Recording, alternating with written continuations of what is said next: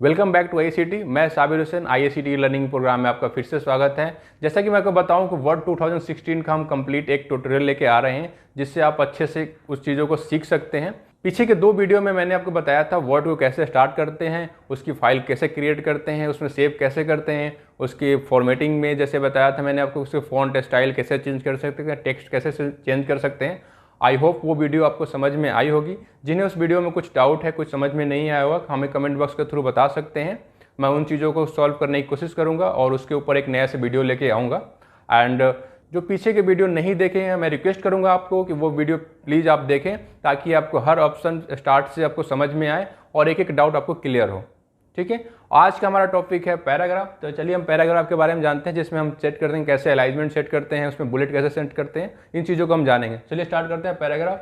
Paragraph में हम पहले समझेंगे अलाइनमेंट, और अलाइनमेंट में हमारा है पहला left alignment, centre alignment, right alignment and justify है। तो इन चीज़ों को समझने के लिए पहले हमें एक नया पेज लेना होगा। तो पहले एक मैं नया पेज लेता हूँ। और नया पेज लेने के लिए 2-3 तरीके से ले सकते हैं। जैसे कि मैंने पहले क्लास में बताया था कि या तो आप क्विक एक्सेस टूल से यहाँ पे न्यू पे क्लिक करेंगे, आपका एक नया पेज आ जाएगा, या फिर फाइल में हम गए और यहाँ पे न्यू पे हम जैसे क्लिक करेंगे आपका एक नया पेज आ जाएगा। या फिर इसका जो मैंने शॉर्ट की बताया था मैंने आपको Ctrl+N नया पेज लेने के लिए, तो Ctrl+N करेंगे तो आपके पास एक न्यू पेज आ जाएगा। ठीक है, तो देखिए न्यू पेज जैसे ही आया, आपका जो कर्सर है वो लेफ्ट हैंड साइड पे ब्लिंक कर रहा है। तो माइक्रोसॉफ्ट वर्ड में किसी भी वर्जन में बाय डिफ़ॉल्ट जो अलाइनमेंट होता है वो लेफ्ट साइड ही रहता है। ठीक है, तो हमें समझना है पहले जो अलाइनमेंट हमारा लेफ्ट, फिर सेंटर, फिर राइट अलाइनमेंट। ठीक है, तो ये हमारा अलाइनमेंट होता क्या और यूज हम क्यों करते हैं, तो पहले इसके बारे में हम जानेंगे। तो जैसे कि देखेंगे अभी हमारा आपका जो अलाइनमेंट है अभी लेफ्ट हैंड साइड पे, यानी कर्सर आपका लेफ्ट साइड पे ब्लिंक कर रहा है। फिर हमने सेंटर पे जैसे क्लिक किया, आपका जो कर्सर है वो सेंटर में आ गया। और जैसे मैंने राइट साइड पे क्लिक किया, राइट अलाइनमेंट पे, अभी देखेंगे आपका जो कर्सर है राइट साइड पे आ गया। यानी कि जब भी हम टेक्स्ट कोई टाइप करते हैं, मैंने लेफ्ट पे भी ले लेता हूँ बाई डिफ़ॉल्ट पे। जैसे मैंने यहाँ पे टेक्स्ट कोई टाइप कर रहा हूँ, मैंने टाइप किया, जैसे मैंने ये टेक्स्ट टाइप किया, आपका जो टेक्स्ट जो स्टार्ट हुआ लेफ्ट से और राइट साइड तक जा रहा है, ये आपका ये अभी लेफ्ट अलाइनमेंट है। ठीक है, और यही मैं सेंटर में कर दिया। और जो आपका टेक्स्ट, पहले मैं इसको डिलीट करता हूँ, 1 मिनट। अब मैंने सेंटर पे क्लिक कर दिया। अब फिर से जब मैं वो टेक्स्ट टाइप करूँगा, आप देखेंगे आपका टेक्स्ट जो है सेंटर में है, ना वो लेफ्ट में है ना वो राइट में, आपका सेंटर में टेक्स्ट हो गया। फिर से अब इसको मैं डिलीट करता हूँ। अब राइट अलाइनमेंट के बारे में समझते हैं। और यहाँ पे मैंने राइट अलाइनमेंट पे क्लिक किया और ये देखेंगे आपका जो अलाइनमेंट है राइट साइड में आ गया। जैसे यहाँ पे कोई भी वर्ड टाइप करूँगा वो आपका राइट साइड से स्टार्ट होकर लेफ्ट हैंड साइड तक जाएगा। वो ये आपका राइट अलाइनमेंट है। ठीक है, अब इसको जानते हैं हम पर्पस क्या है राइट अलाइनमेंट, लेफ्ट अलाइनमेंट का, और इसके बाद सेंटर अलाइनमेंट का ज़्यादातर यूज कैसे करते हैं। जैसे कि आप कोई लेटर लिख रहे हैं, या फिर कोई अपना बायोडाटा बना रहे हैं, रिज्यूमे लिख रहे हैं, या फिर कोई एप्लीकेशन लिख रहे हैं, उसका जो सब्जेक्ट लाइन होता है या फिर उसका हेडिंग जो होता है वो सेंटर में होता है। तो हेडिंग के यूज करने के लिए हम सेंटर अलाइनमेंट का यूज करते हैं। सेंटर अलाइनमेंट के लिए हेडिंग पे क्लिक किए और यहाँ पे अपना अलाइनमेंट दिए और ये आपका सेंटर में हो गया रिज्यूमे। और जैसे कि अब बात करें राइट अलाइनमेंट की, तो कोई भी एप्लीकेशन लिखते हैं, कोई भी डॉक्यूमेंट में जो एप्लीकेशन होता है, तो उसका जो एप्लीकेशन का डेट जो होता है राइट साइड में लिखते हैं। तो उसको यूज करने के लिए हमें राइट साइड अलाइनमेंट पर क्लिक करना होगा और उस डेट को, आप जो डेट लिख रहे हैं, मान लो मैंने डेट लिखा और आज का मैंने डेट डाल दिया। अब आपका जो डेट है, सॉरी,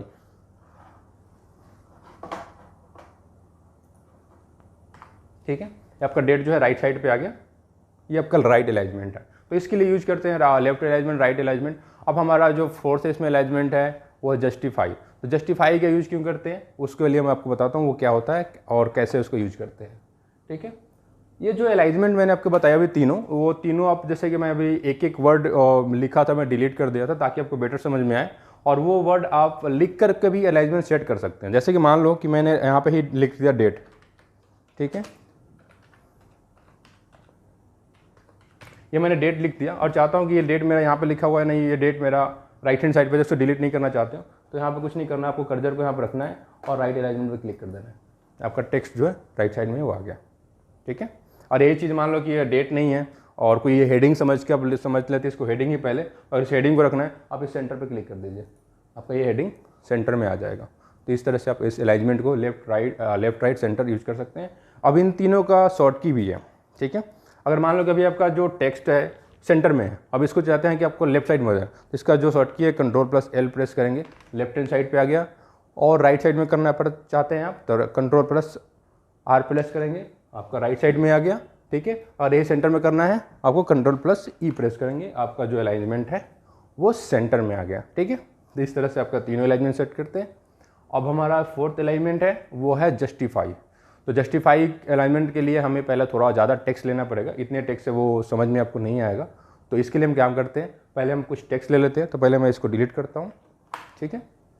और एक चीज़ और, इसमें जो जस्टिफाई में है वो जो राइटिंग स्टार्ट होता है वो लेफ्ट से ही स्टार्ट होता है, राइट तक ही जाता है। तो इसको जस्टिफाई अलाइनमेंट क्यों कहते हैं, मैं इसके लिए आपको बताता हूँ उसको क्यों कहते हैं। तो पहले हम टेक्स्ट लेते हैं। तो या तो हम यहाँ पर टेक्स्ट जो है हम ज़्यादा टाइप कर सकते हैं, या फिर हम काम करते हैं कुछ मैं इसमें एक शॉर्ट की है, शॉर्ट की जो उसको बोलते हैं, शॉर्ट की जो है इसमें space = RAND and bracket open and bracket close. ये शॉर्ट की जो माइक्रोसॉफ्ट वर्ड में एक ट्यूटोरियल पॉइंट ऑफ व्यू से दिया गया है कि आप टाइप नहीं करना चाहते हो तो इससे आप उस टेक्स्ट को ले सकते हैं, ठीक है। तो मैंने जैसे ही इस टाइप के मैं इसको एक बार साइज बड़ा कर देता हूँ आपको ताकि समझ में आ जाए। मैंने ये 20 कर दिया, आप लोगों को ये दिख रहा होगा। और ये हमारा जो शॉर्ट की = RAND bracket open bracket close, ठीक है। वापस से मैं साइज इसको छोटा कर देता हूँ ताकि एटलीस्ट जितना मैं टेक्स्ट में लूँगा, ज़्यादा टेक्स्ट है वो तो पूरे पेज पे ना आ जाए। मैंने वापस से इसको 12 कर दिया और ये आपको वापस रैंड हो गया। और इसके बाद यहाँ पर एंटर प्रेस करेंगे, आपके पास ये इतना सारा टेक्स्ट आ जाएगा। अब इसमें आप काम कर सकते हैं अपना, ठीक है। तो जैसे कि मैं बात कर रहा हूँ कि आपको राइट जस्टिफाई अलाइनमेंट पे काम करना था हमें, ठीक है। तो अभी हमारा क्या है कि जो अलाइनमेंट है अभी हमारा लेफ्ट साइड पे है, ठीक है। अब जैसे हम सेलेक्ट करेंगे इस वर्ड को, आप देखेंगे आपका अलाइनमेंट है लेफ्ट, यानी कि लेफ्ट साइड का जो सारा टेक्स्ट है एक ही लाइन में है, एक ही सीक्वेंस में है ना। जैसे अब राइट हैंड साइड पे देखें तो आपका जो टेक्स्ट है कुछ राइट साइड में है, कुछ अंदर है, कुछ सेंटर में भी है। तो ये आपका भी लेफ्ट अलाइनमेंट है। और अगर ऐसे राइट साइड अलाइनमेंट कर देंगे तो राइट साइड के अलाइनमेंट में ये होगा कि आपका जो टेक्स्ट होगा वो राइट साइड से इक्वल होगा। और ये हम सेंटर कर देंगे तो आपका जो टेक्स्ट होगा सारा सेंटर में ही रहेगा, ना लेफ्ट में है ना राइट में। अगर इस लाइन में जितना भी टेक्स्ट है जितना इधर है उतना ही उधर है, ठीक है। अब हम बात कर रहे थे जस्टिफाई के लिए। अब जस्टिफाई पर जैसे क्लिक करेंगे, सिलेक्ट करने के बाद आपको ये समझ में आ जाएगा। अब देखें, लेफ्ट साइड का पूरा line equal and right side का पूरा लाइन इक्वल, यानी कि वो दोनों साइड से इक्वल लेगा। जितना भी जो स्पेस बचा रहता है इस पर, जो हमारा जो इस पर वर्ड के ऊपर स्पेस मिलता है, यानी कि आप देख रहे हैं यहाँ पे ये जो ये जो आपका रूलर है, रूलर आपको यहाँ से यहाँ तक आपका अलाउ किया हुआ है कि आपको इतना जगह पे नहीं लिखना है, इतना जगह पे भी नहीं लिख सकते हैं। इसको सेट कर सकते हैं लिखने के लिए, वो बाद में इंक्रीज कर सकते, डिक्रीज भी कर सकते हैं, लेकिन बाय डिफ़ॉल्ट आपका ये है। तो आपका इसी पेज के अंदर जितना आपके पास जगह में स्पेस मिला हुआ है उसी में हमें इक्वल लिखना है दोनों साइड से। तो आपका जो स्पेस को ऑटो एडजस्ट कर लिया और वो दोनों साइड से आपका टेक्स्ट जो है बराबर हो गया। ये जस्टिफाई होता है, ठीक है। तो जस्टिफाई का जो शॉर्ट की होता है Ctrl+J होता है, ठीक है। अभी मैं नॉर्मल पे, अब Ctrl+ जैसे J प्रेस किया, आप देखें आपका जो ये इक्वल हो गया। अब हम बात कर रहे हैं इसमें दूसरा ऑप्शन है line spacing and paragraph spacing, ठीक है। अब इसके बारे में समझते हैं ये क्या होता है, ठीक है। अब जैसे कि आप यहाँ पे देख रहे हैं मैंने ये 3 लाइन लिया हुआ, मान लो कि जस्ट एज फॉर एग्जांपल मैं इस सारे टेक्स्ट को मैं डिलीट कर रहा हूँ पहले और एक ही लाइन रख रहा हूँ अभी, ठीक है। एक ही मेरा पैराग्राफ है, इसमें हमारे 2 सेंटेंस है। अब ये तो एक मेरा लाइन है, ये दूसरा ये है, तीसरा ये है। अब दोनों के बीच में थोड़ी थोड़ी गैप है। मैं चाहता हूँ कि ज़्यादा गैप हो एक लाइन दूसरे लाइन के बीच में, इनकी थोड़ी सी सोशल डिस्टेंसिंग कर लेते हैं। तो यहाँ पे आप जैसे देखेंगे सिलेक्ट किया, सिलेक्ट करने के बाद हम यहाँ पे लाइन एंड पैराग्राफ स्पेसिंग में जाएंगे, क्लिक करेंगे। आपको जितना स्पेसिंग चाहिए, जितना गैप चाहिए, आप वहाँ से दोनों तीनों के बीच में आप उतना स्पेस ले सकते हैं। मान लो मैंने 2.5 ले लिया, आप ये देख रहे हैं। और यहाँ पे जैसे मैं एंटर करूँगा वो जो 2.5 स्पेस छोड़ करके और वो वहाँ तक आपके पास आ जाएगा। फिर आप यहाँ से कुछ भी लिखना हो, आपको जो भी लिखना हो आप यहाँ से लिख सकते हैं, ठीक है। ये हमारा होता है लाइन स्पेसिंग। और वापस हम इसको ले जाते हैं वापस, और फिर से मैं थोड़ा सा टेक्स्ट ले लेता हूँ, = RAND bracket open, bracket close और एंटर किया, मेरे पास टेक्स्ट आ गया। ठीक है, अब हमारे पास जो थर्ड उसके बाद का ऑप्शन है इसमें है शेडिंग। ठीक है, शेडिंग में क्या होता है कि जो भी आपने पैराग्राफ लिखा है इसके पीछे आप बैकग्राउंड लगा सकते हैं। जैसे कि दो तरह के बैकग्राउंड होती है, एक पेज का भी बैकग्राउंड होता है और एक टेक्स्ट का भी बैकग्राउंड होता है जो पैराग्राफ का होता है। तो पेज बैकग्राउंड जो होता है हम बाद में पढ़ेंगे, पहले हम इस पैराग्राफ बैकग्राउंड के बारे में देख लेते हैं। तो पैराग्राफ बैकग्राउंड के लिए हमें उस पैराग्राफ को सिलेक्ट करना होगा और यहाँ पे शेडिंग पे जाएंगे और शेडिंग पे जाकर जो आपको बैकग्राउंड लेना है आप उस पर क्लिक कीजिए। आपका हर बैकग्राउंड का अलग अलग हर पैराग्राफ का अलग अलग बैकग्राउंड आप ले सकते हैं। ठीक है, और पेज बैकग्राउंड में क्या होता है, एक पूरे पेज का एक बैकग्राउंड होता है और इसमें पैराग्राफ का पूरा का एक अलग अलग बैकग्राउंड ले सकते हैं। ठीक है, ये आपको इसमें हो गया। अब हम देखते हैं, इसको हटाना है, फिर वापस से उसको सिलेक्ट करेंगे। सिलेक्ट करने के बाद शेडिंग में जाएंगे। यहाँ पर जैसे आप जिस मेन्यू के बारे में समझना चाहते हैं उस मेन्यू पे आप माउस को जैसे मूव करेंगे वहाँ पे रखेंगे, वो आपको बता देगा change the colour behind the selected text, paragraph और टेबल सेल। ठीक है, तो ये आपको ऑप्शन भी बता देगा, उसका मतलब भी क्या होता है वो भी आपको वो क्लियर हो जाएगा वहाँ से। और इसको मैं चाहता हूँ कि मुझे बैकग्राउंड नहीं रखना है तो यहाँ पर सिर्फ नो कलर कर लूँगा, या फिर आप चाहते हैं कि इन सारे कलर में समझ में नहीं आता तो आप यहाँ से मोर कलर पर जाएंगे और कलर आप ले सकते हैं। तो अभी फिलहाल हमें हटाना है इसको, यहाँ पर हमने नो कलर कर दिया। तो ये आपका शेडिंग हो गया। आप इस तरह से इसकी पैराग्राफ की कलर चेंज कर सकते हैं। ठीक है, अब हमारा आता है इसमें बॉर्डर। अब इसमें बॉर्डर में क्या होगा कि लाइक जैसे भी आप टेक्स्ट की बॉर्डर बनाना चाहते हैं या फिर आप अपना चाहते हैं कि जो मेरा पैराग्राफ है उसका कोई बॉर्डर हो जाए, तो जिस पैराग्राफ में आपको बॉर्डर लगाना है उस पैराग्राफ के पहले कर्सर को रखना होगा और यहाँ पे जाएंगे और यहाँ पे करेंगे आउटसाइड बॉर्डर। जैसे आउटसाइड बॉर्डर पे क्लिक किए आपके पास आउटसाइड बॉर्डर आ गया। इसमें बहुत सारे ऑप्शन है, आप प्रैक्टिस कीजिए, आपको इसमें जितना आप वो चीज़ करके देखेंगे आपको बेटर क्लियर समझ में आएगा। ठीक है, मैं आपको बता दिया बॉर्डर होता है। ठीक है, और इसको वापस हटाना है तो इसमें आप कर देंगे नो बॉर्डर। ठीक है, नो बॉर्डर पे क्लिक कर दिया। अब हम आगे देखते हैं, हमारा इसमें जो ऑप्शन है इंडेंट है। अब इंडेंट के बारे में समझते हैं, इंडेंट क्या होता है। ठीक है, इंडेंट के लिए देखते हैं। जैसे कि आप देख रहे हैं कि आपका जो टेक्स्ट है वो लेफ्ट साइड से स्टार्ट हो रहा है और राइट साइड तक जा रहा है और ये आपका पूरा जो टेक्स्ट है वो सेम इक्वल में है। मैं चाहता हूँ कि ये जो मेरा लाइन है, ये जो पैराग्राफ है वो उसका पैराग्राफ का जो स्टार्टिंग हो और वो स्टार्टिंग पॉइंट इसका यहाँ से हो।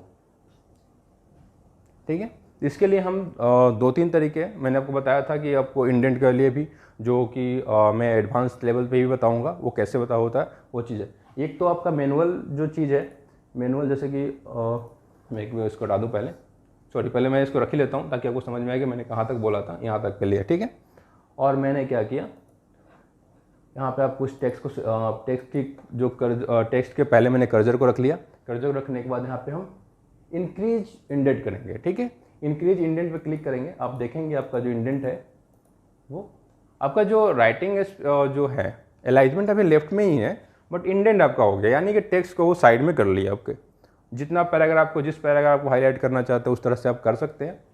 और रही उसको आप वापस हटाना है तो यहाँ पर डिक्रीज इंडेंट पे क्लिक करेंगे, आपका जो ये डिक्रीज हो जाएगा। ठीक है, जैसे कि मैंने आपको बताया कि मैं एडवांस में बताऊँगा, तो एडवांस में देखो क्या होता है। जैसे कि मान लो कि मुझे एक लाइन छोड़ करके और बाकी का लाइन जो है अलाइनमेंट में हमें लेना है। ठीक है,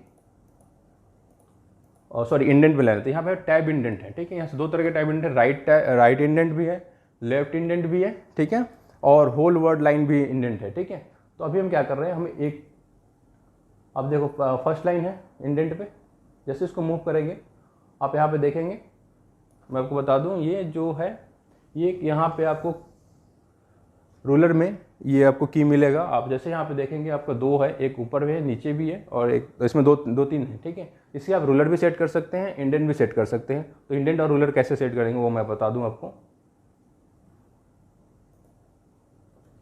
चलिए इसको हटाता हूँ मैं, और मैंने क्या किया, अब यहाँ पे देखेंगे जैसे मैंने आपको बताया ऊपर वाले जो एरो पे आप क्लिक करेंगे तो आपका पहला वाला लेटर जो होगा, पहला वाला लाइन होगा वो इंडेंट होगा। ठीक है, अगर आप नीचे का इंडेंट करना चाहते हैं तो नीचे का लाइन आपका एक लाइन छोड़ करके दो बाकी का सारा लाइन उस पैराग्राफ का इंडेंट होगा। ठीक है, आप चाहते हैं कि इसका राइट साइड से इंडेंट हो तो राइट साइड से इंडेंट के लिए आपको उस टेक्स्ट के पहले आपका कर्सर है और उसका जो इंडेंट है वो राइट साइड में हो गया, ठीक है। उस पैराग्राफ का पूरा आपका जो इंडेंट है राइट साइड में हो गया आपका, ठीक है। इस तरह से आप इंडेंट सेट कर सकते हैं,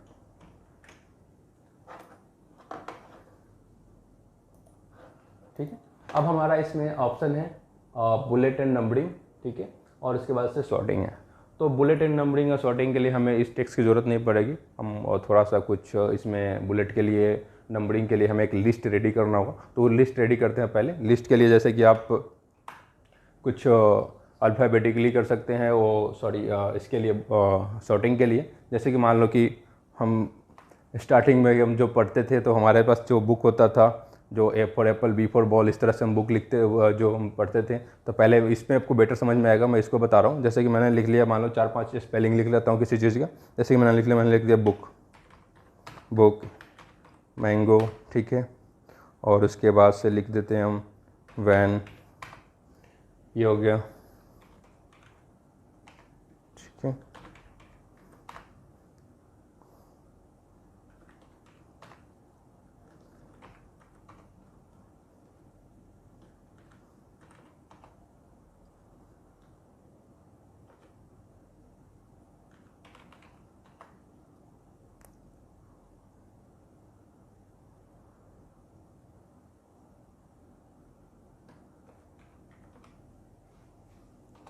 मैंने ये सारी चीज़ें मैंने लिख लिया।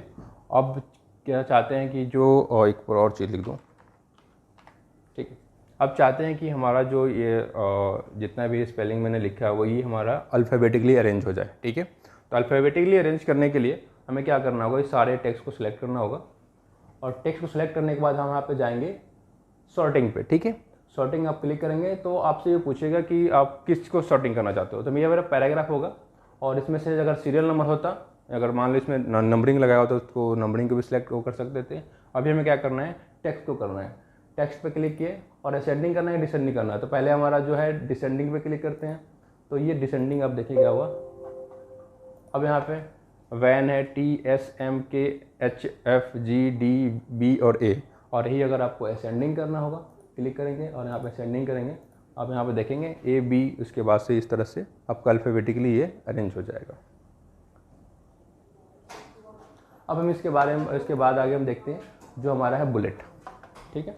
अब बुलेट के लिए हमने सबको टेक्स्ट को सिलेक्ट करेंगे। टेक्स्ट को सिलेक्ट करने के बाद आप यहाँ पे जाएंगे और यहाँ से बुलेट ले लेते हैं, ठीक है। और इस तरह से आप बुलेट आप यहाँ पे सेट कर सकते हैं सारे टेक्स्ट का।